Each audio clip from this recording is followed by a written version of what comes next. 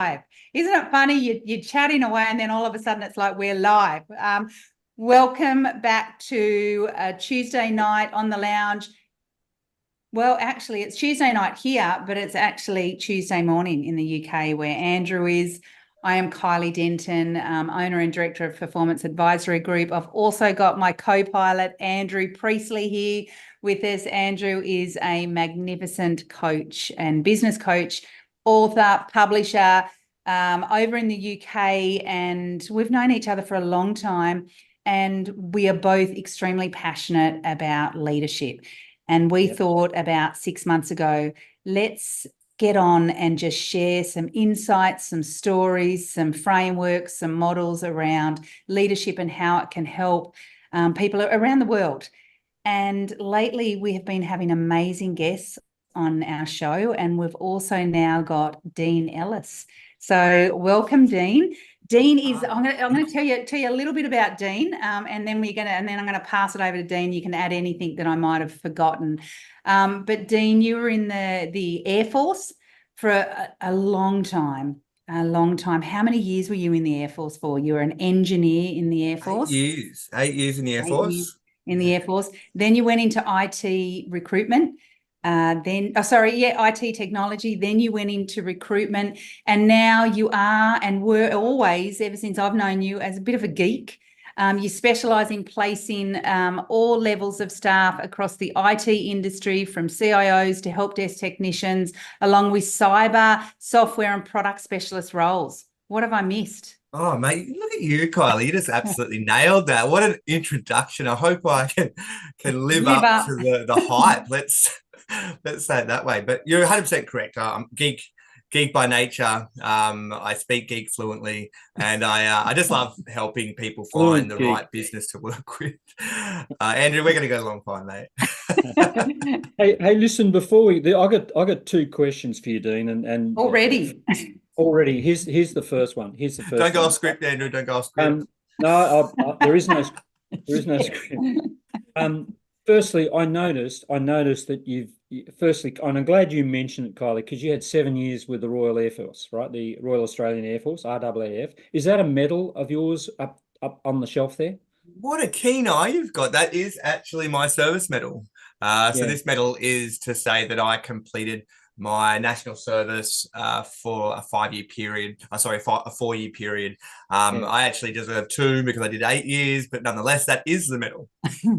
So here's the first thing I want to say. Thank you for your service. Yeah, absolutely. I appreciate it. The reason I say that is I'm just holding up. That's my dad. And my dad was in the Middle East. He was in the Second World War, and he was in the Middle East. He was a Palestine policeman, and he was on service from 1942 to 48. Yeah. And it's just his account of what it was like doing his service and fighting in. He saw a lot of conflict and things like that. So it's not lost on me that when you sign up to do something like that, how important it is. So thank you, appreciate it. Oh, I really appreciate that, Andrew. Yeah, and the second thing is the Rabbitohs really. Oh God, honestly, let's not talk about that, because that game really, yesterday was really not my favorite game. People, Yeah. I don't know. Can we have this guy on, Kylie? I mean, well, the only reason I'm having him on is because my mum is also a Rabbitohs supporter. Oh no, I'm not. I just want to make that very clear for the record. Yeah. Out of interest, Kylie, who do you barrack for? Well, look, anyone that wins, really. But not the Rabbitohs. Not the Rabbitohs. I appreciate that. But I used to go for Parramatta, and I don't know where they sit in the ladder now. And look, I'm in Queensland, so I think I have to go for the Broncos too. Yeah. Well, we've got the Dolphins now up in Queensland as well. Oh, so, yes. I know if you like yourself a dolphin. Yes, well, I was swimming with the dolphins on Sunday, so it sounds fitting. Maybe I should. Real dolphins, that is. I was really lucky to hang out with Wayne Bennett for a little while. Just not in a big way, but if we're talking about leadership and teams and things like that, and recruiting.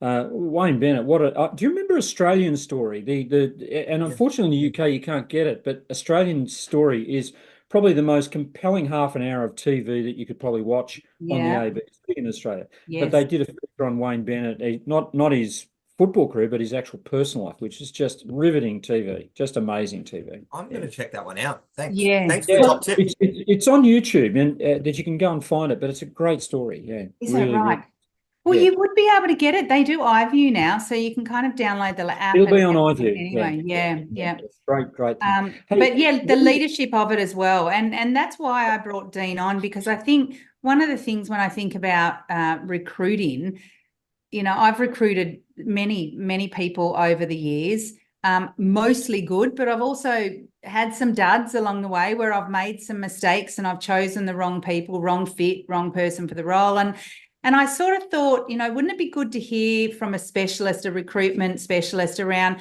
what kind of traits do you prioritize? Because I know what traits I look for in leaders, but what kind of traits do you prioritize when you're sourcing candidates for leadership roles? So I'll pass that to you, Dean, but I know also, Andrew, you're going to have something to say about that. Actually, before Dean answers, Dean, I want to give you context here, right? When I had a business in Queensland, I employed staff, right? And I'm pretty smart, you know, both of us, we got degrees and that sort of stuff. Anyway, I would advertise a role. I'd figure out what do I want, and I would advertise the role, and I would get CVs. I get people apply, and I get CVs. So I'd read through the CVs, and then I would shortlist that to interviews, and people would come in, really, really good, talented people, the CVs, you know, to get through that thing, right? Yeah. And then I'd interview them, and I'd have, oh, wow, I connected with the top 3 people I picked. And then I'd select one, the one I thought, wow, you know, there was real something there. And then, like you, Kylie, I would employ them. Yeah. And they turn out to be total duds, total waste of space. And I'm sitting there going, how did I miss this? How on earth did I miss this? Right? Yeah. And at the time, and I think it's still true in Australia, we had really severe unfair dismissal and early termination laws and stuff like that. That's the context for Kylie's question, and that's why I'm also interested to hear, because that's the story I hear all the time right around the world with people I work with. Yeah, Well, for sure. it's funny you say that, Andrew. I've also been hiring and firing people for at least a decade now. However, now I really do specialize in the attraction of the right people. Yeah. And to hear you say that you had made, I guess, the mistake of hiring the wrong person, or they didn't turn out to be what was written on the paper or how the interview went, is pretty common. Like, as in, you're not alone. I have also made those mistakes in business myself.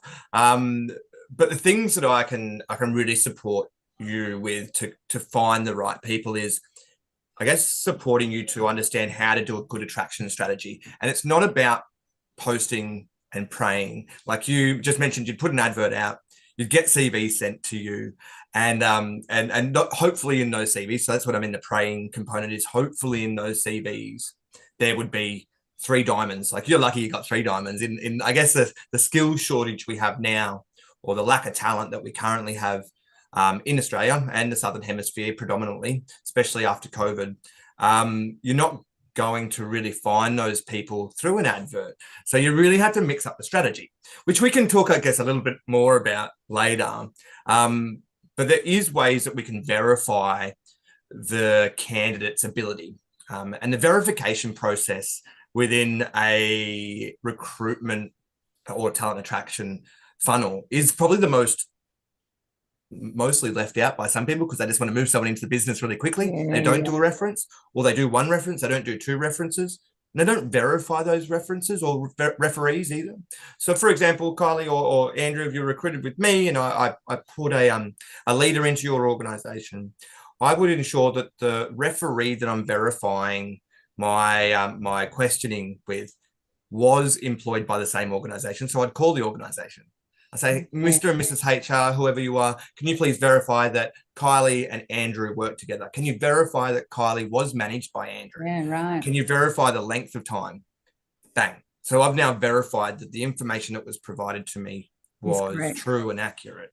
So that, I guess, that verification component is one thing that we can remove in that Swiss cheese model, where all the holes line up and we've got someone slip through I know them. the Swiss cheese model, Yeah, mate. All right, good. I'm glad. Yeah. Plane crash strategy. I get it. Yeah. Good.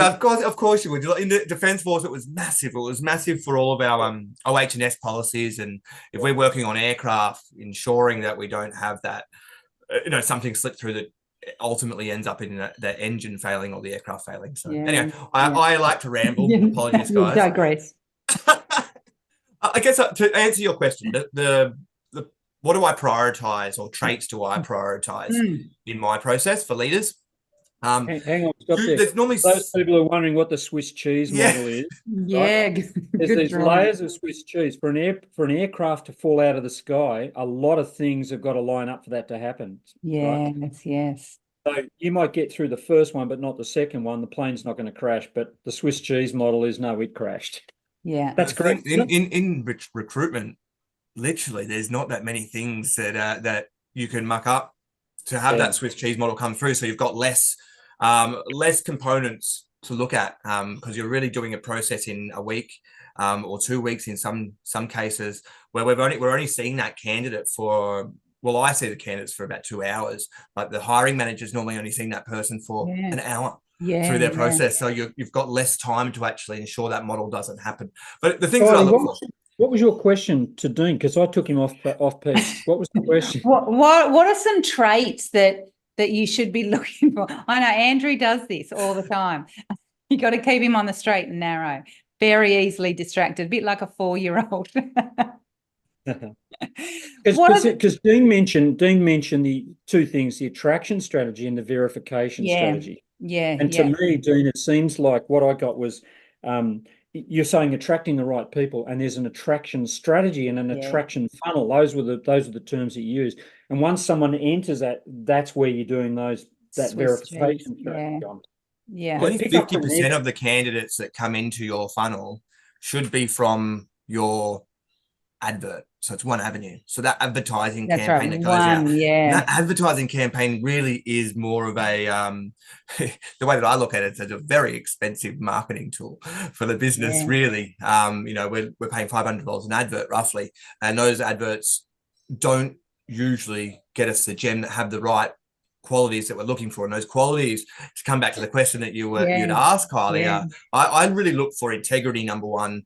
And the way that I seek out in candidates that have integrity is I keenly listen for key phrases such as it was a tough decision, but I know it was the right one. So when we're talking, when I ask questions along the lines of tell me about a difficult decision that you've had to make, usually at that point I'll start to see where this person's integrity lies. How does their body language, how do they communicate with me, what's the story they tell me, and are they utilizing these similar words? Self-awareness is also another thing that I think is underrepresented in leaderships, but it should be really there. Because, for example, I work with an amazing leader who is very, very in a senior leadership role in the C-suite for a global law firm. And when he briefs me on roles that he requires for his team, he will always say to me, I need to be challenged. I need to be challenged because I'm not always right. So please don't bring me a person that is going to say yes. I don't want someone like you when you're in the Defence Force team that's yes, sir, no, sir, 3 bags full, sir, or ma'am. I want someone that's going to challenge me. So that self-awareness piece also creates a great courage, isn't it? Courage. Yep. Yeah. Courage to make decisions and risk a little bit for the right reward. Again, one of my favorite candidates, I have lots of favorite candidates. A head of information security said to me once, he said, Dino, please know that if you hire me for this role, I will be that CEO's corporate conscience. I will make sure. And I as soon as I heard that, I knew that this guy really was courageous. He was going to make the right decisions, and he'd be prepared to push back if the CEO was making the wrong decision. Which integrity, which is integrity too. Courage, accountability. I love and on top of those 3 would go respect.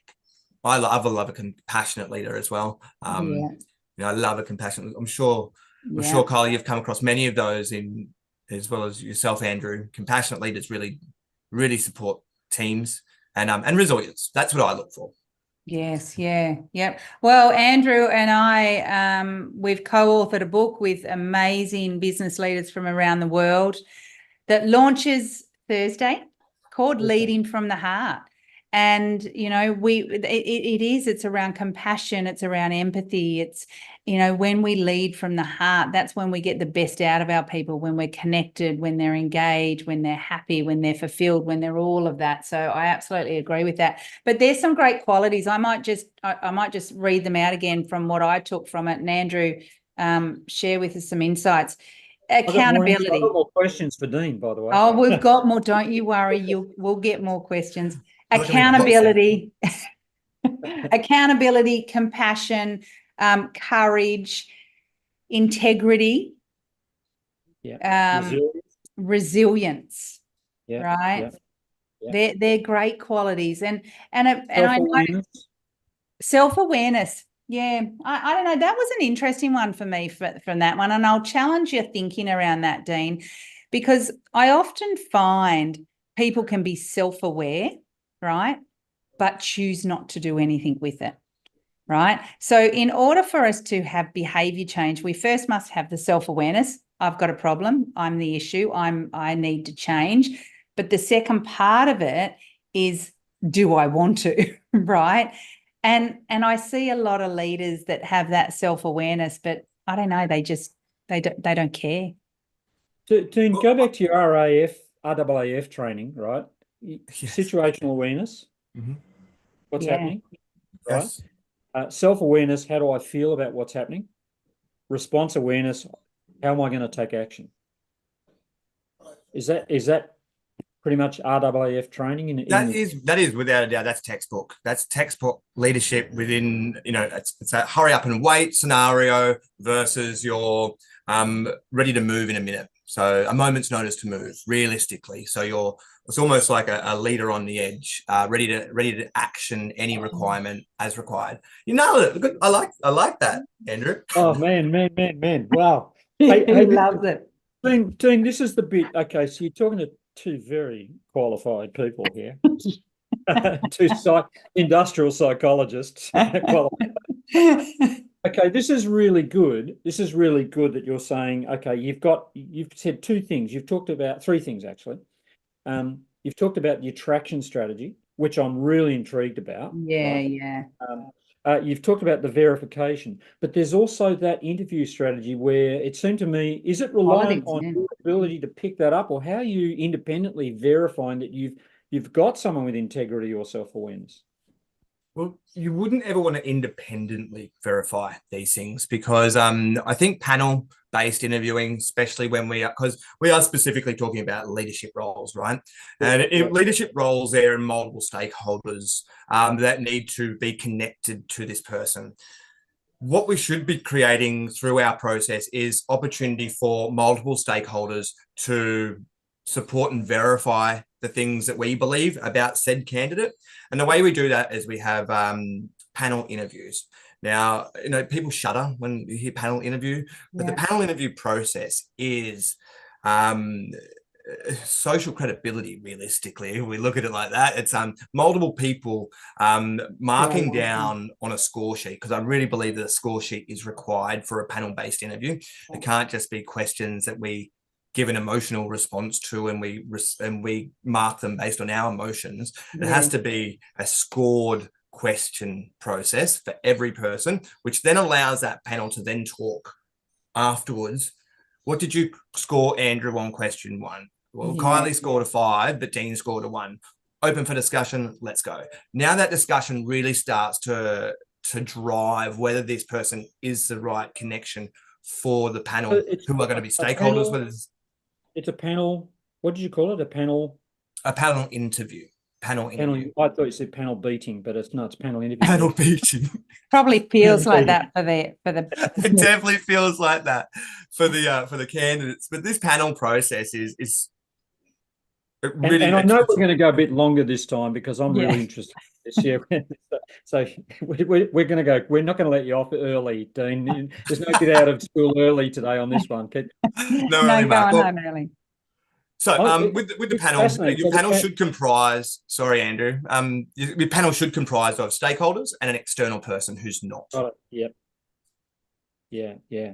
How do you select them? The people who work there, or when you say stakeholders, because that's interesting. What do you mean by stakeholders? Okay, so if we're working in a corporate sort of environment, I would expect head of HR to be involved. Yeah.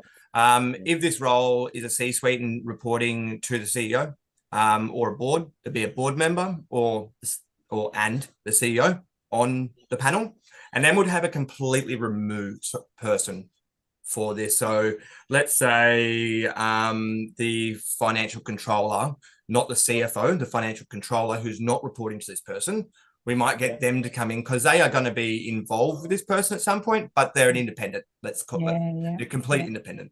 And this will also help with removing bias in our process as well. So we're not going to be just looking for, if we enjoyed Paula, who was in this role, and all these stakeholders really enjoyed Paula, when they're interviewing someone, they're going to be looking for Paula too.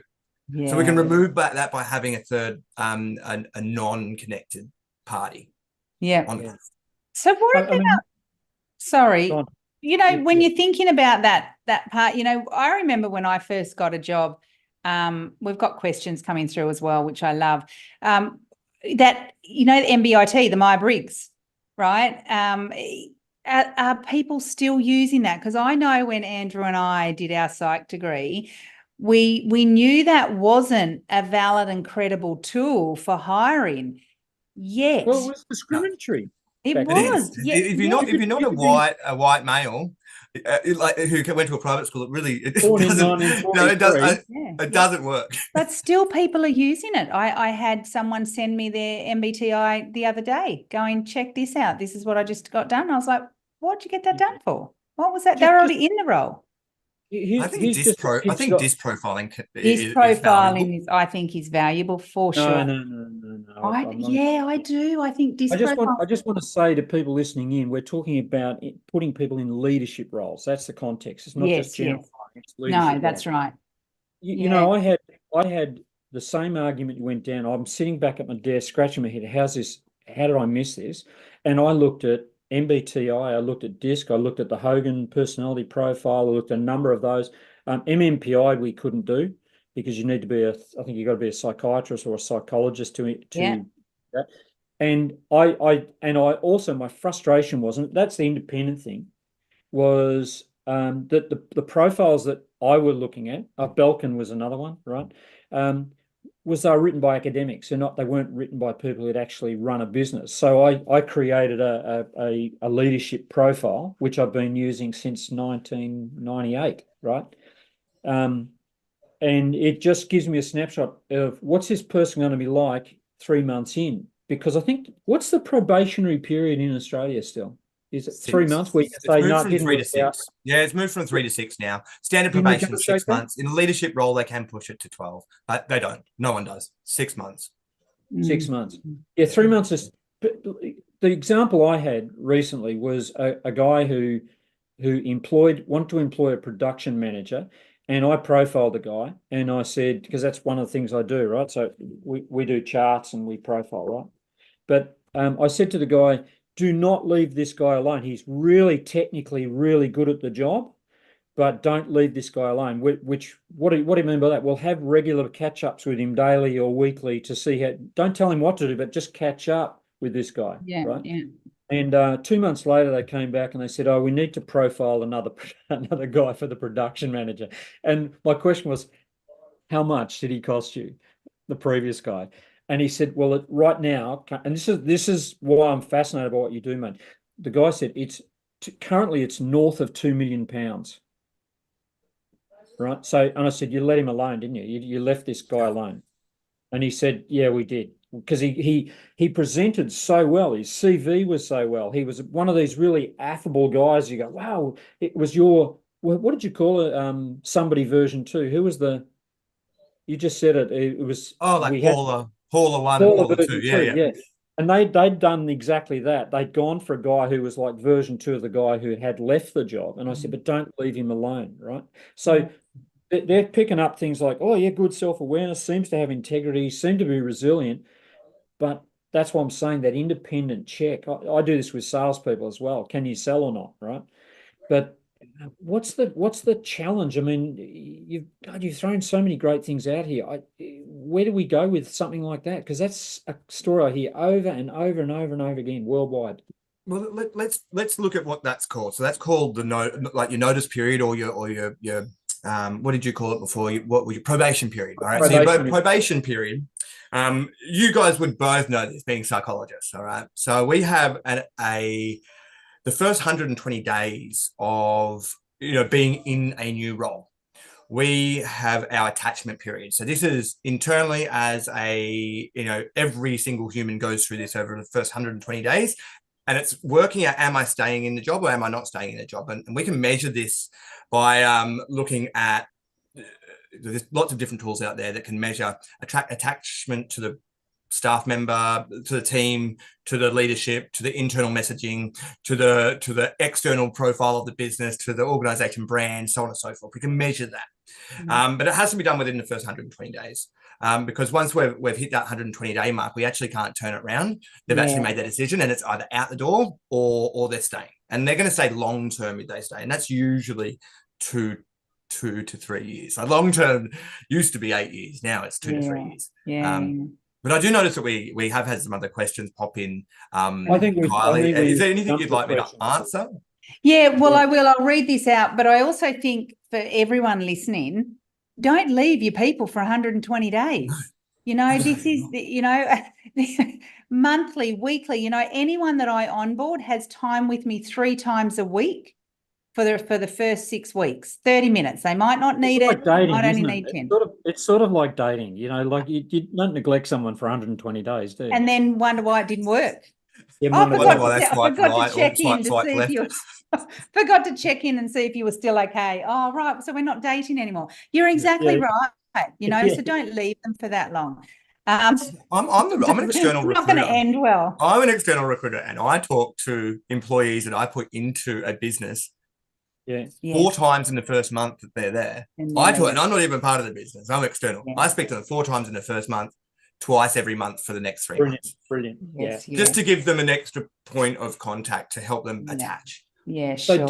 Dean, Dom is saying, what strategy would you recommend a business adopt to attract quality candidates? And you've given us some great context already. Employee value proposition. Yeah, I love an EVP. I love an EVP. I, as a candidate, have adopted an approach of which business do I want to invest my professional time into moving forward, but a little lost on how to determine which funnel is worth jumping in. Yeah. Get the question, or should I repeat it? Could you just repeat that one more time? Yep. Sorry. What strategies would you recommend a business adopt to attract quality candidates? I, as a candidate, so he is a candidate, right? Have adopted an approach of which business do I want to invest my professional time into, and that's actually a trend on the planet. It's you think I'm hiring someone, they're actually the business is going to the candidate to see if they want to work there, right? That's exactly right. This is 2 ways, isn't it? If I could just break it down that 2 parts of the question first of all, Andrew. So we're talking about what should a business do to adopt a strategy, right? And you're 100% correct, Kylie. The employee value proposition is exactly what businesses should be investing time into to ensure that they are not just. I talk about this so often. That having a fruit bowl, is no longer EVP. They're literally providing breakfast for a staff member is no longer EVP. No. These things are no longer what people are looking for. But to create a really good EVP, ask the question, start talking, speak to your staff. What would you want? If you could have 5 things on a benefit, what would you have? Don't think about money, but what would you have? And then we can have a discussion around whether it's financially viable. So EVP is great. And attraction strategy should start with the way that you're presenting your business out to the community, and what your content looks like. If you've got content on your LinkedIn that is a fella on a yacht drinking beer, going, "Yeah, I love my job," that's only going to appeal to the guy that likes drinking beer and is a bit of a larrikin. You know, it's not going to, the other 75% of candidates that you're missing are not going to want to be in your business. So we really need to make sure that everything is inclusive. Brand inclusiveness. Branding, yeah. So we've got inclusiveness in the hiring process, but we've also got to be putting that message out. If you're EVP, somebody's asked, what's EVP? Employee value proposition, right? Employee value proposition. So there's what is the value that I get as an employee coming to work with you? So there's 2 points Dean's making there. One is around brand. What's our brand? And then what's our employee value proposition, which is spot on. Awesome. And that's the best recruitment and retention process policy is actually having an EVP will retain your staff long term, because you've got to nurture them after they've done their 3 months or 120 days, and they've decided to stay. Now we've got to be giving them incentive to stay. So that could be exactly how do we keep them. That's the best recruitment strategy is retention. It is. I always talk myself out of money all the time when it comes to, you know, people saying, "Oh, can I recruit with you?" And I'm like, "How about we look at retaining your staff first?" You know, and don't give me any money until exactly. Let's keep your staff where they are. And if you still need more staff because you're growing, then I'll recruit for you. So that's beautiful. I think that's the first part of it. The second part. Two strategies was your brand and your EVP. The second part is I, as a candidate, have adopted an approach of which businesses do I want to invest my time into moving forward? And I'm a little lost on determining which funnel is worth jumping into. So I look at this in terms of...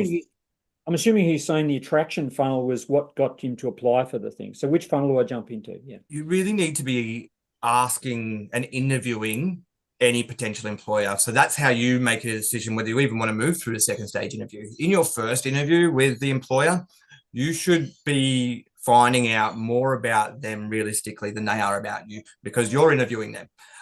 You know, I'm a recruiter, so I have to do the questioning. So it's non-biased. So I'm literally just asking the questions. When you're recruiting directly from an internal business, expect the candidates to be interviewing you, understanding why did you stay. Now, Andrew, why have you stayed in your organization for the last 10 years? What's kept you there? You know, you want to ask these questions to understand. What's the people?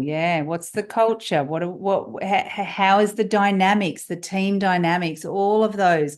And this is, I think, so many people forget. They go in thinking they're being interviewed. Oh, am I going to get the job? Am I going to get the job? But I've always looked at it with, do I actually want the job?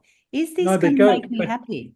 But Kylie, go to where Dean was saying. It's the context was in recruiting leaders. So leaders are going to take a different approach to being job seeking than just someone who wants a job. Got it? That's the thing I'm taking from this. It's really, if you want to get leadership talent. Am I right there? 100%. No leader is going to choose to go to a business that doesn't serve them, their personal brand, and their future aspirations within their career. And a leader's always going to have aspirations. So you need to make sure that this business is the right business. I've fired many a business from having a first stage interview with them and gone, nope, not for me. Really sorry. If we work on these other things, I can work with you, but you know, I couldn't put the CEO of X business into your organization for these reasons. But anyway, sorry, I know we're really pushing time, aren't we? Yeah, great point. Hey Dean, have you got a book? I heard that you were actually going to co-author one with me. I think we should have a chat about the book. I actually am fascinated by what you're talking about. I think we should chat about that, because I'm sort of getting a sense whatever you're talking about is right on the edge for people right now. I think it's really, really topical and current. It's a really tough market right now. The market has shifted from what we call so we've got a candidates market or a clients market in my terms, or the hirers market. And right now it's a candidate market, which means that if you are skilled, you are a commodity. If you only need to be 75% good at your job realistically right now, and people want you. But if you are a highly skilled professional in your area of expertise, you have the last say. Actually, we've got 7 days realistically from first interview to have to offer a top tier candidate before they've already got 3 other offers. And that's what's happening right now over a 7-day period, 3 offers on, Kylie, Andrew, you'd both have 3 or 4 offers if I had you at interview with a business by the 7th day. Easy. If you're in the market, that is. Yeah, it's great, isn't it? It's great. Great for the candidates. So, sorry, Kylie. Sorry, you go. You've got another question. I was going to say, I just wanted to find out where people can find out more about you, Dean. But we'll go to. You were going to ask, yeah. So, how do people find out? How can they connect with you? How can they, even just a chat about, if I think about what Dom's put there, a chat around, helping them in any way in this process. I love people. I want to say that right up front, and I love helping people. It's how I got into recruitment, is because I realized I actually really like helping people, and I provide advice to ensure that people make good decisions. So I just provide advice because I think as a human race, we really need to help each other. Yeah. And if I can support anybody out there to make good decisions for their next role or their next hire, you can link with me on LinkedIn. So I think it's linkedin.com/rec for tech, Dean Ellis. But I'm sure Kylie's got my contact details there as well. Or you can email me at dean@rec, REC, for tech, TECH.jobs. And I will, I'll come back to you and support you with whatever you need. Yeah. We'll also link it in the comments as well. We'll link your LinkedIn, so you've got that there too. My question for you, Dean, and this is a really one. This always happens to a guest, right? Where we say, right, we're out, we're finished, and they go, I wanted to say this. What's something you're going to just kick yourself if you didn't say this? You're going to go, I should have mentioned that. Should have said this. If you haven't got if you haven't got an inclusive process for your hiring, we need to chat, because no longer is it a market where we can expect candidates want to work for us. We need to be really looking for the diamonds out there. I saw a stat yesterday that was saying that there's 3 million people looking for work at the moment. Yeah, wow. And there's the equal amount of roles out there available, but there's such a huge percentage of people that aren't even getting an interview because there's a bias. And that bias might be a returning to work mother. It could be people asking for cover letters from the best candidates, a woman with 10 kids who doesn't have time to update her cover letter for the 10 roles that she wants to apply for because she's supporting the kids at the moment until she gets her full-time job back. We really need to be looking at inclusive processes. And if you don't have one, we should chat. Yeah, wonderful. Wonderful. Thanks, Dean. No worries. Thanks for having me. I have so enjoyed meeting you, mate. It's really good. Really good. Yeah. Yeah, absolutely. Thank you. Thank you, Andrew, as always. Thoroughly enjoy your questions, your humour and your craziness. Dean, love the energy. And we will see next fortnight. I think it's next fortnight. Archie will tell us if it isn't. But I have a school principal from one of our large schools here in Brisbane, and it's an all-girls school, and she's going to come and talk to us around leadership in our younger generation and how we can help support them. They are going to be ruling this world. We need to make sure we are setting them up for success very soon. So very soon. This is a high school principal, absolutely amazing principal, and she's going to be here to share with us how we're going to set up our future generation of leaders. Kylie, sorry, that was a lovely introduction, but that's our guest after our next guest. Oh, see, this is why you do not trust everything I say, because my EA knows everything and corrects me. Just naughty step. Can we kind of delete that bit? Yeah. We might cut that. We can cut that bit, yeah. There's no attraction strategy there, Kylie. She's on soon. Anyway, always amazing to chat with you all. Take care, and I'll see you soon. Thanks to all the listeners coming through and the questions coming through. I love it. And go and see this guy or this guy.